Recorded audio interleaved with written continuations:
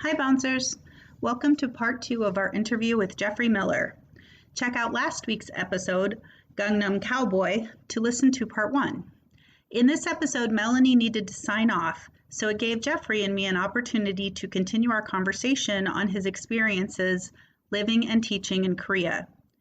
As mentioned in the previous episode, Jeffrey and I are second cousins, so we also do a little reminiscing about our family and growing up in an area of central Illinois called the Illinois River Valley. I hope you enjoy this as much as I did.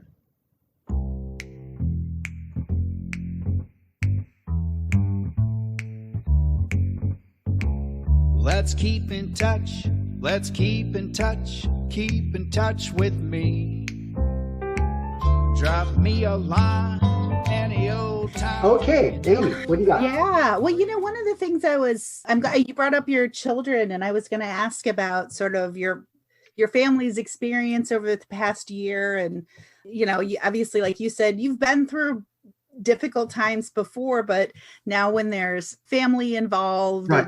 it's just a different situation. So I just wanted to hear a little bit about kind of what you guys have experienced and where you think you're at today, I think culturally, and if you see things changing, or if you think, no, we're probably going to be like this for quite a while. Well, I don't know. I mean, Segregated. the school year begins next Tuesday. The semester begins, and of course, for elementary schools and middle schools. And so far, it looks like the kids will be meeting in the classrooms for the first time. This could change. I haven't, because usually I get messages from the schools, but I haven't really heard anything. I do have to report every day my children's health, at least my daughter's health, to the regional office here, saying that they have no fever and things like that. But I don't know about if they're going to actually be attending classes. I know last year they were sort of staggering the classes, like they'd go for 3 days and they would be online or whatever. My kids, it's not good for them because they're not, they're missing out on a lot of things. And they're missing out, first of all, like on socializing. They're missing out like on a regime, sort of a routine. Kids need routines. Kids need to get up at 8 o'clock.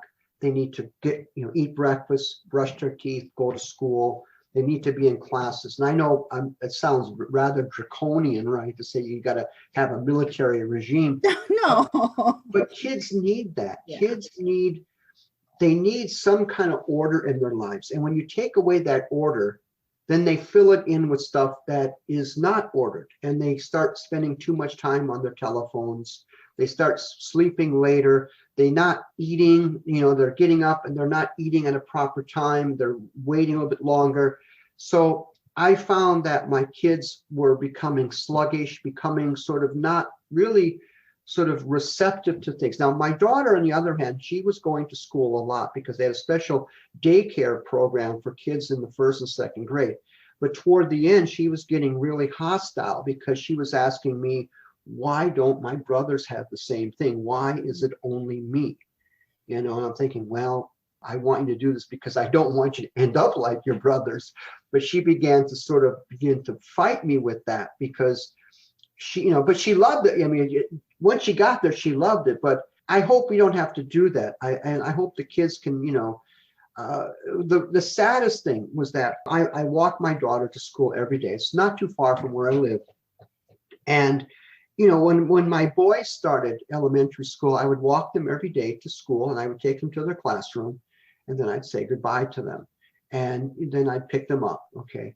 But for my daughter, I never got to see my daughter's classroom. I never got to see where she sat, and to me, I don't know if other parents feel that way, but that's important to me. Because I want to show my kids that I'm really genuinely interested what they're doing at school because I care about that. And whether they did some artwork or something, or this is your desk, this is where you sit. Oh, this, I need that. As a parent, I want to show the kids that I value whatever they're doing. And I didn't have that chance. And because we couldn't go in the building. We weren't allowed in the building. Yeah, yeah. It's interesting when you described the seeing your children kind of go through this evolution of just struggling more to get up and being more in a cocoon on their phone. And it's one of those things as an adult, I've experienced that. And we know that the, sheltering in place and having such limited connectivity with other humans has really caused unprecedented like depression in adults and things like that. But I haven't really Right. thought about for kids that, yeah, it's kind of the same thing. They're not Right. getting some of the interaction that they need. They're not getting Much interaction. like adults, they're struggling. They can't play. Oh, But yeah. my daughter was kind of lucky because the school, I mean, each school is different, they have their own sort of systems, in place for dealing with these classes in the midst of the pandemic. So I think she was better off than her brothers. I'm happy for her, and I hope that things are better this semester. For my kids, yeah, it's been a really weird year for them. They're really good about it. No. They're wearing the masks and all that, but Yeah. but Don't even still, care. I feel bad for them because they don't get the kind of experience that I had. And of course, they're dealing with using Korean. They're not speaking English. They go to Korean school, so they're dealing with a lot of things that I don't have to deal with. I mean, I have it easy compared to them. I know. I'm worried that there's a whole generation of children who are going to grow up and not really be able to understand facial expressions very well because Right. of only ever seeing eyes and forehead. And Well, my daughter the other day, she said that she wishes she could wear the mask all the time because they're getting to the point where they don't have to worry about smiling and doing things like that. So yeah, but I agree. I think there will be people growing up where they because we use eye contact, in our facial expressions, smiling, things like that. You don't know if somebody's smiling or if they're frowning, so you just assume everybody is just neutral with their emotions. So yeah, I worry about my kids a lot, and I'm worried that they're missing out on things. I mean, trying to tell them, make sure you wash your hands, make sure you do this. Much more, I think, difficult, what I call it, parenting in time of pandemic, because parents have to do a lot of things. They have to be more sort of cognizant of what their kids are doing and making sure, like, did you wash your hands? I mean, but on the other hand, I mean, no one has had any colds the past year. All the kids got their flu shots back in November and no one's been sick, knock on wood, right? But I think there is some kind of silver lining in all this, is that the kids tend to be a little bit healthier, but they're not getting the exercise that they should be. They're running around. They're not being with people their age a lot in school. They're not having to experience things. I mean, and I think teachers are a little bit more caring, so maybe they're kind of getting away with things that they wouldn't normally get away with because it's a pandemic. I noticed that my students, they tend to complain more when they get a low grade, and they keep on saying stuff like, I'll lose my scholarship if I don't get an A in this class, or I'll lose my scholarship if I don't get an A plus. And I'm thinking, hey, I write back to them and I say, hey, don't put it on me. You've got 5 other classes. But their argument is, they say, well, it's a pandemic. You have to understand. So a lot of people are kind of using that as a crutch when they're not doing well in the class. Yeah. And I'm saying that, hey, you don't have to get up in the morning. You don't have to get dressed. You just wait. You get up, you put on the camera, you take the class. Don't say you can't do the assignments because you don't have to travel anywhere. You're right at home. The first semester last spring, we have what we call grade appeals. I had like 25 grade appeals. And I would say more than half were students who said, I'll lose my scholarship. And of those students who said that, there were a couple students who actually complained to the office and said, there's a pandemic, blah, blah, blah. And I'm thinking, whoa, wait a minute. It's like, you got the score. You got the grade. I didn't give you the B. You got the B. Okay. You earned that B. That is yours. It's not me saying, I'm going to give you a B. I'm going to give you a C. It doesn't work that way in teaching. Kids don't often realize that their teachers don't fail them. They fail themselves. But they kind of were using the pandemic as sort of, that was their rationale. And, of course. Oh, so sorry. One of the things that has come up when we've talked to a few other teachers who are teaching at international schools is this challenge of some of their students are stuck in their home country and not actually present, but yet they're still either paying for the tuition or scholarship cost. Right. And that's something that we haven't quite figured out how to balance out over this year. And I agree. I think that one of the things that students are complaining about is that why should they have to pay exorbitant tuition and fees when they're not in school? And we had a bit of a sort of a problem here. Some students did not like having to pay like student council fees and thinking that, well, we can't take the trips, we can't do the things, so why are we paying the fees? And of course, schools, they always kind of figured the fees in as part of their budget, as part of their sort of their intake for students. And they use that money for other things, which may actually go back to some students, but not all students, kind of like, extracurricular activities. They're really up for the students. Some students don't want to go on the trip. Some students don't want to do this. And of course, the fees that you pay underwrite. They kind of like sort of, take care of some of those things. So students were complaining about that. And making a pretty big stink about it on Facebook and other places, and which actually got sort of the attention of the powers that be at my school, and they kind of had a bit of a powwow session, and kind of sort things out.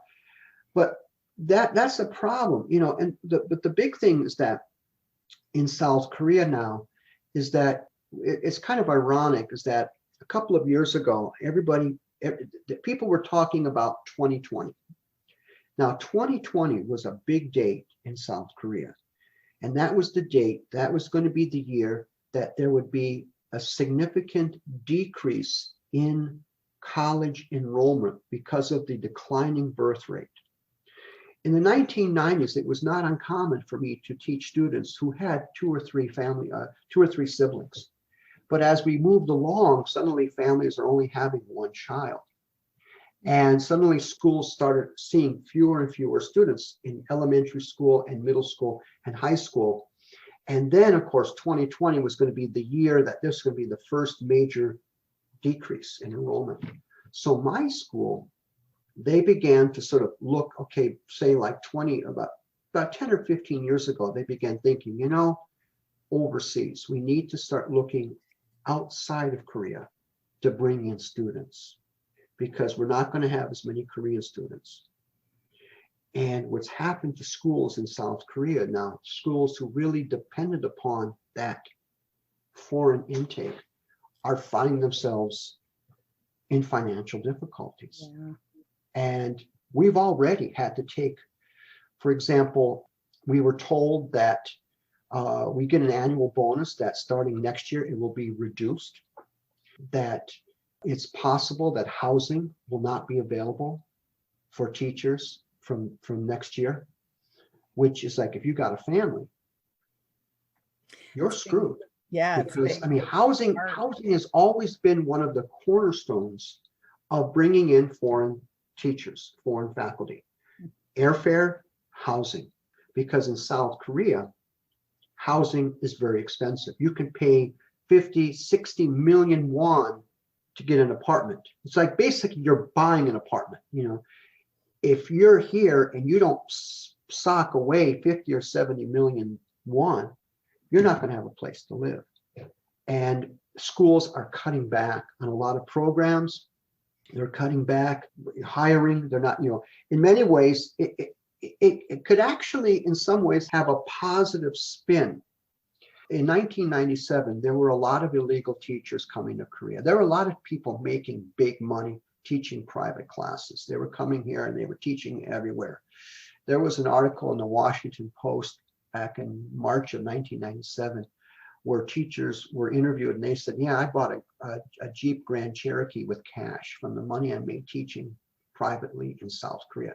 This freaked out South Koreans. And they began to sort of look for this legal teaching. Well, the Asian financial crisis came, it cleaned the pond. Anybody who was here illegally, anybody who wasn't a good program, who was doing the Hagwon teaching, they left. Sorry, So, what's that term, Hagwon? Hagwon is an English institute. Oh, That's okay. Korean. And Hagwon can be for math. It's like academy. Could be like mathematics, could be English, could be piano or things like that.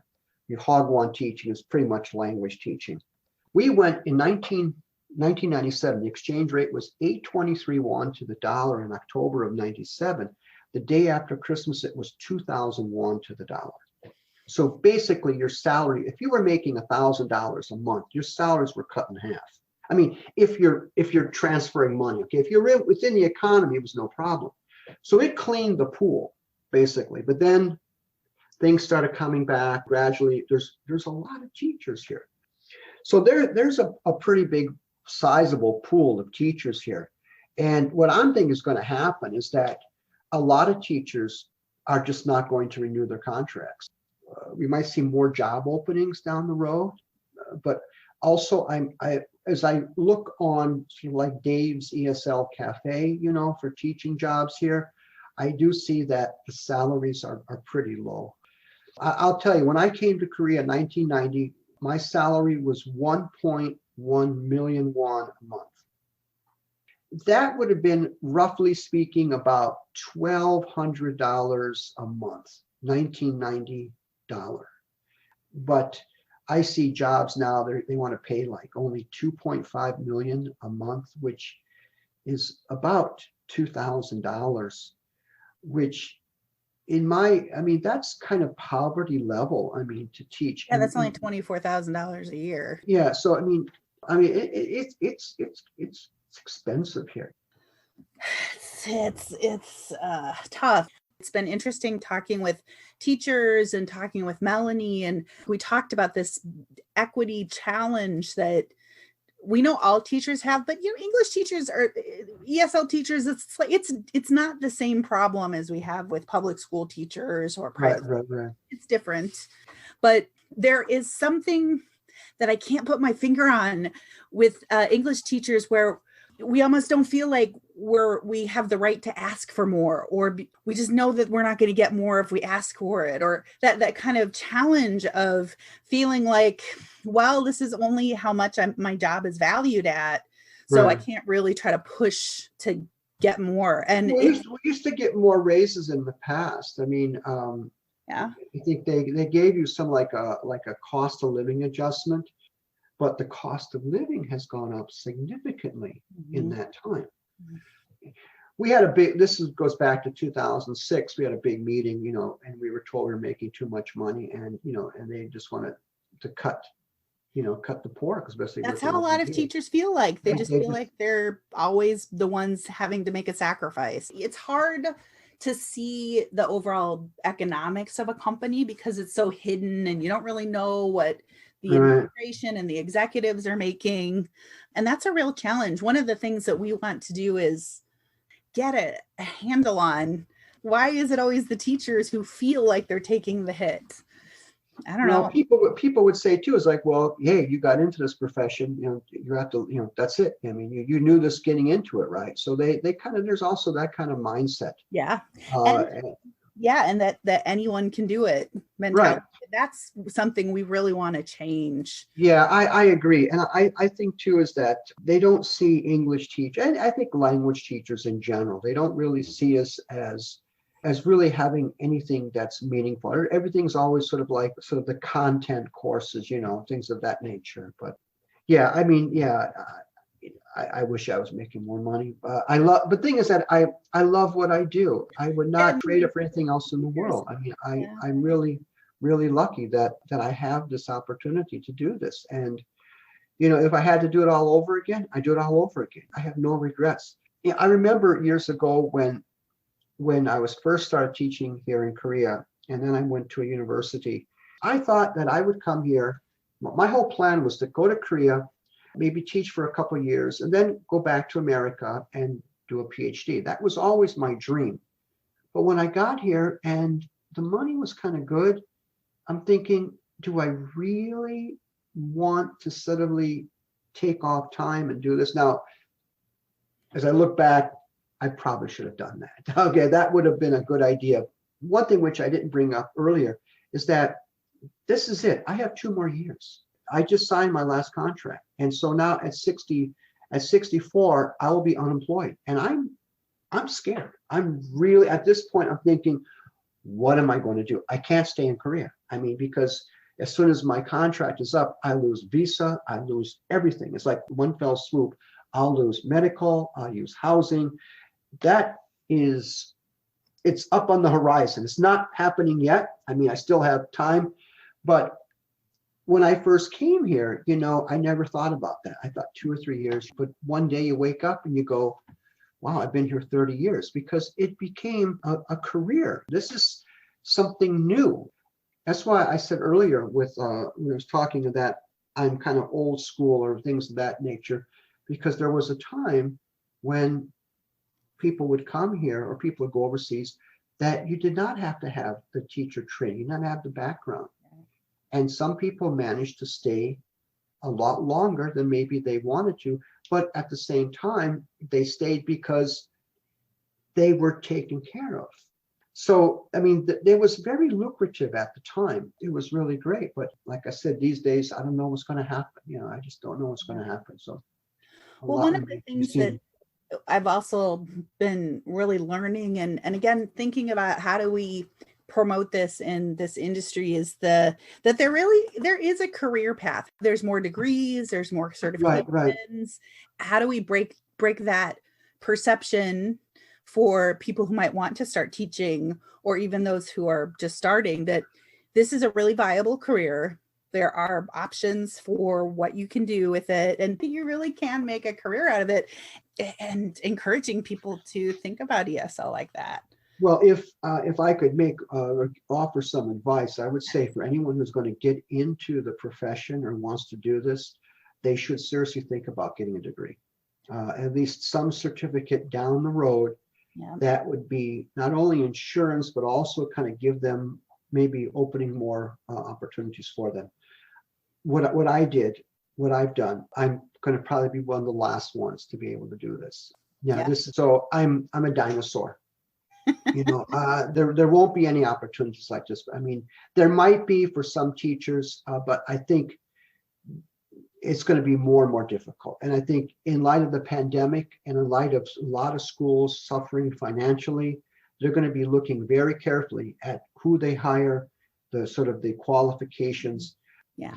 And which is good. I mean, if that's what it takes to sort of legitimize the industry and make it credible so that people who are coming up into the system, that they're not going to get screwed. I think that's good for the industry. So my advice would be for anyone who's going to get into this business, get your basic degrees, get your degrees in English or linguistics. If there's a TESOL program, take it, then try to get into any kind of teacher certification and have that. That's going to be the ammunition. That's going to be what's going to get teachers that edge when it comes time for negotiating contracts. And hey, wait a minute, I got this degree. In my case, experience is great, but now we see that that's not the case. I see so many teachers now with PhDs teaching English, which I've never saw before. That's interesting. I remember back in, I think it was 95 or 96, Ewha Women's University published an ad in the New York Times looking for teachers. And they said they must have a PhD. And we all laughed. We were like, oh, really? Somebody with a PhD is going to come to Korea and teach English for what, we're kind of looking at it from what we were making at the time. Nobody, no PhD in their right mind would do that. Now, myself included, we're probably thinking, yeah, well, that was the writing on the wall. I work with teachers here that teaching English language, English conversation classes. They got PhDs. They got TESOL degrees. They also have, but they're in linguistics and other areas. So, I mean, now it's like, you got to do a PhD. Well, I have so enjoyed meeting Yes, you yes. and talking with you. Oh, it's been so wonderful. Tell So your dad I said hi. I mean, I will. I tell him, will. tell him that I hope everything's okay with him. I mean, there was, of course, there was your grandfather, okay, and I remember you always coming over. Really He loved weird to is that, visit. He loved to go visit people. And as a kid, he'd take me along. It was so great. I remember that every summer there'd be like picnics and get-togethers. I think I was just writing about it not long ago in my journal about how we used to do those things. I remember getting in my grandparents' car and we'd go around LaSalle in Peru and we'd go looking at all the Christmas decorations. That was the big thing. It's such a special memory. And I think for myself, because I haven't been back home in 14 years. Yeah. I haven't been back to the States in 14 years. And I don't know when now. I've been trying to get back for several years, and because of the pandemic, I don't think it's going to be this year, and definitely not this year. Next year, I don't know. So I've been kind of reminiscing a lot. I remember my grandparents, when they were getting up in years, probably about my age actually. And I remember they always used to sit around talking about this person and that person growing up, and this person, and we did this. And I said, "Oh, Grandma and Grandpa, why are you talking that way?" Well, now I'm doing it. Now, when you get older, you tend to do more of that. You look back on your life and you look back on your family, And I must be honest with you, I really miss everyone. I miss all those times so much because life was easier. Maybe it wasn't easy, but to me as a kid, it would seem really easy and real. Everything seemed special and more magical. There's one story which I'd like to share kind of before we leave today. And that happened in 1989. I was on my way to Japan, and I'd gone to Chicago, so I had to get a visa. And then the next day I was flying down to Texas, where my mother was living at the time. And then a couple of days later, I would fly to LA and then fly to Japan. So as I was flying from Dallas to Chicago to catch my flight to LA, I remember when I was living at my grandparents', staying with them, that I often saw these planes flying overhead. And I had no idea that was the flight path for landing at O'Hare. So as I'm coming up this day, and I'm on the left-hand side of the plane, I happened to look down and I saw the Illinois Valley.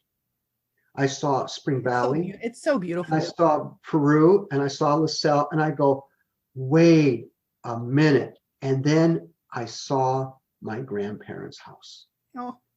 This is the landing pattern because you're about 90 miles away. And of course, this is the final descent. That has stayed with me forever. The fact that I'm leaving America because, that was 89. And although I've been back a few times, that's when I made this decision to change this life. Imagine if I had not looked out the window at that time, but it's just at that right precise time, I was looking at saying, this is my whole life. I felt this is a new beginning, but I'm getting one chance to see where I've been, where I've come from. Well, thank you for sharing that with me. I think that's beautiful. I love it. You're welcome. Again, tell your dad I said hi, and good luck with this. Wonderful. Thank you so much. You too. Thank you so much, Amy. Okay, bye-bye. Come on, baby, let's keep in touch. Come on, baby, let's keep in touch.